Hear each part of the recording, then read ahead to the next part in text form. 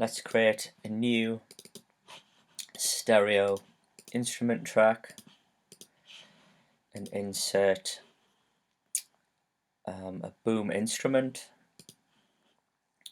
Okay, so boom is modeled on classic pattern sequencing drum machines. Let's just have a quick listen. So as you can see on the matrix here, you have your different elements of your kit vertically, and your events or your notes happening horizontally. So we can program straight into this matrix. We could add some additional kits here. We could add some snares. We can also, if we click a second time and a third, we can change the velocity, so the snare will build up in intensity. So let's just stop that. So we've got all our different instruments here: kick, snare, rim, clap, closed hi-hat. So for each one of those you can select from one of 10 kits. So at the minute we've got a kick drum from an electro kit. We could select it from a 909. So in terms of controls, we've got a pan, which is going to pan it around the stereo field, level, tuning, and decay. So decay will change the length of the note. So if we pull down the decay, it will shorten it, which is useful in case your bass drum might be competing with your bass line. So what we can do, we can pick some different snares. So let's try a retro snare, and we could do that for all of the others. On each of the tracks at the bottom there is a little screw, and this is called the adjuster. So it works differently on different tracks, but it's essentially some kind of EQ filtering. If we were to solo the snare, turn up the adjuster, you can actually hear it's changing the frequency of that sound. So without any EQ, we can just use this little feature here to shape the sound. Okay, so if we were to build up a pattern, let's go into a pattern select mode, and we've got 16 pads we can program into. And as you see, as we click through the pads, the matrix changes. So the idea is you can build up a drum track by moving through each one of these pads on the fly.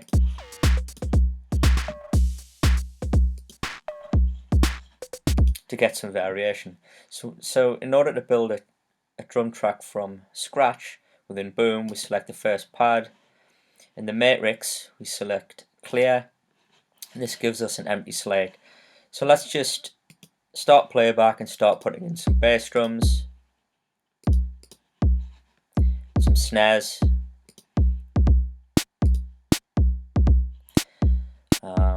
some hi-hats,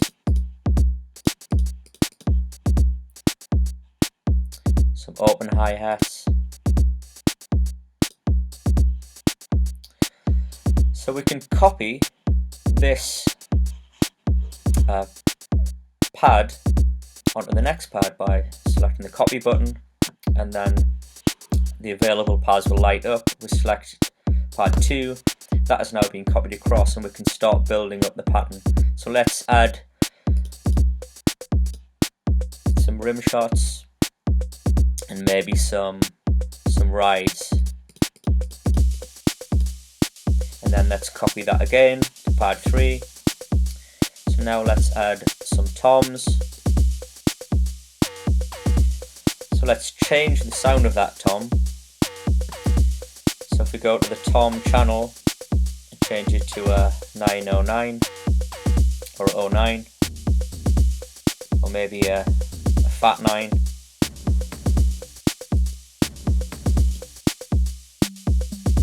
So we've got a few different options there. So let's change the high tom.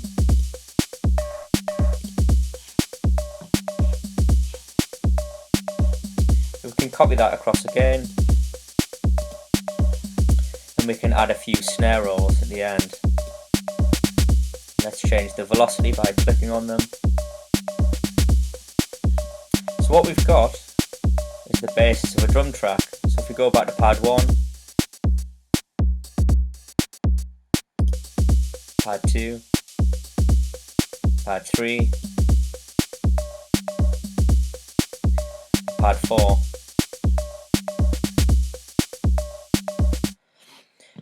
Okay, so let's create some fills. So it's recommended that you use pads 13 to 16 for fills. So let's take this pad 4, select copy, and copy it to pad 13.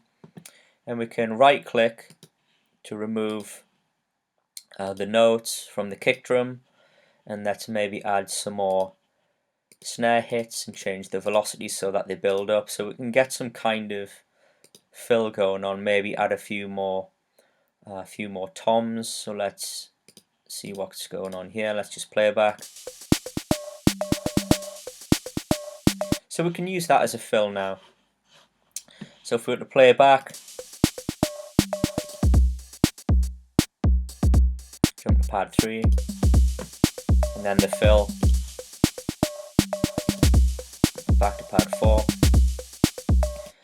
Okay, so what we can do now in terms of using Boom with MIDI, if we go into Pro Tools and right click on the instrument track and open in MIDI editor, so we could have programmed via the MIDI editor. So C1 onwards corresponds to the notes within Boom. Or a better way, since we've just programmed into each of those pads, is to actually trigger the pads, and we do that from C3 onwards. So if I click on C3, it plays pad 1. If I click on C#3, pad 2, D3, and so forth. So what we can do, once we've filled all of these pads with drums the way we want it, we can actually go into the MIDI editor and start drawing in some notes. So I'm just going to click Alt and drag that onto C#3 and D and then D sharp. So now if we loop that and play it back, you'll see Boom cycle through the first 4 pads.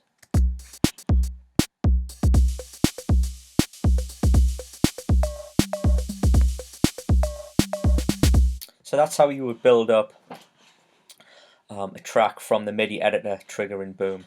What you can also do, in addition to the matrix, is program within pattern edit mode. So if we go from pattern select mode into pattern edit mode, we can add additional hits. So let's go on the kick, press playback, let's add some more kicks, some more snares, change the velocity.